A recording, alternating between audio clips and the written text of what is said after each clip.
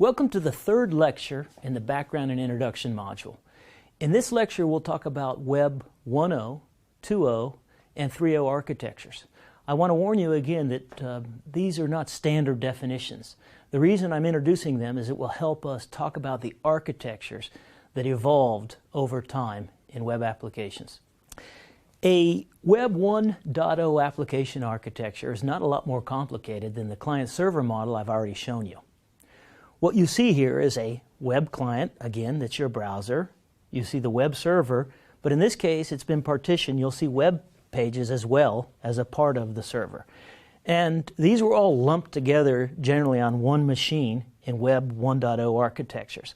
So these pieces on the back end here, on the client side, that's your web application. There's not a lot of interactivity here.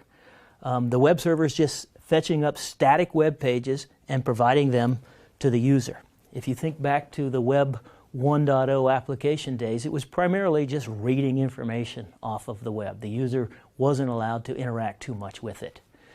There's no separation of data from its presentation, and this is something that changes quite a bit when we move to Web 2.0 application architectures. The type of platform or the type of computer you're using, be it a phone or your own or a personal computer, content is provided to you differently depending upon what you're viewing the content with.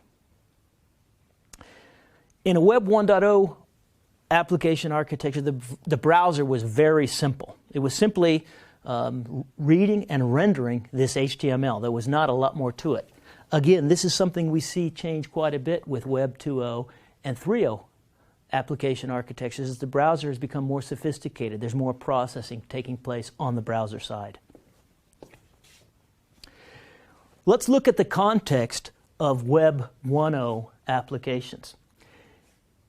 During the, as I showed you, this is in the 90s. During the 90s, the web consisted of about 100,000 web pages, and it was primarily read-only. Users couldn't really supply much feedback or modify the web itself.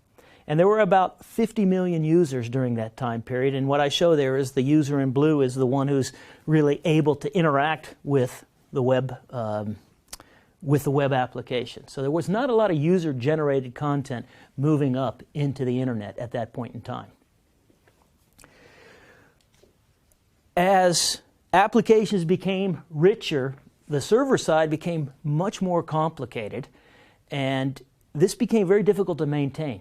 As you made the server side more and more complicated, it became very difficult to maintain and scale up web applications. The browser wars led to more functionality showing up on the client side, but this also caused compatibility issues. Now, what were the browser wars? This was a competition for dominance that took place between Netscape and Microsoft in the early 90s. In 1992, Netscape had most of the browser market. By 1995, it was almost complete. Netscape owned it almost completely. But then by 2002, Microsoft wrestled this away, and Internet Explorer became the prominent browser used for web applications. Developers also began to create applications that were much more interactive. Now, when you create interactivity, this requires you to save state. If you use a shopping cart, stick something in a shopping cart, and then browse away, when you come back, you want that information to still be in the shopping cart. So this caused a problem for Web 1.0 applications. How do you save the state of an application as a user browses through that application? Technologies also improved performance during that time period. We see client-side scripts start to emerge, faster web browsers, web caching, content distribution networks. All of these came about, leading to more complex web applications, but also web applications that seemed a bit more interactive to users.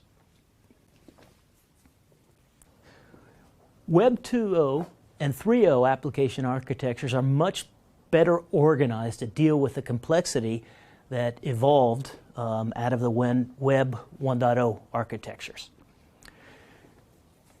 We see that the server-side functionality is partitioned in this figure. There are scripts and other services that the application, the web server, is now accessing in order to create the complete web application. And we see much more sophistication in terms of the data access as well. We'll spend quite a bit of time in this class talking about how the server side is organized to create sophisticated web application architectures. One of the things we'll talk about are the design patterns that allow you to build more sophisticated web application architectures. By understanding these design patterns, you'll be better prepared to understand web applications in general. And the entire web stack, I should mention too, when moving to Web 2.0 and 3.0 applications, there are many more standards that exist throughout the web stack. And this makes it much easier to build these web applications as well. So what do we mean when we say the web stack? When I use the term web stack, I'm referring to the protocols, the standards, and the technologies that exist throughout a web application architecture. And these standards are defined on the browser side all the way to the deepest parts of the server side. What we see in Web 2.0 and 3.0 application architectures is the browser is more capable, and again, with better standard support. If you think back to the Web 1.0 application days, you used to see web pages that said best viewed with Netscape Navigator or best viewed with Internet Explorer. You don't see those nowadays, and that's because browsers in general are better about complying to the standards that have been created since that time.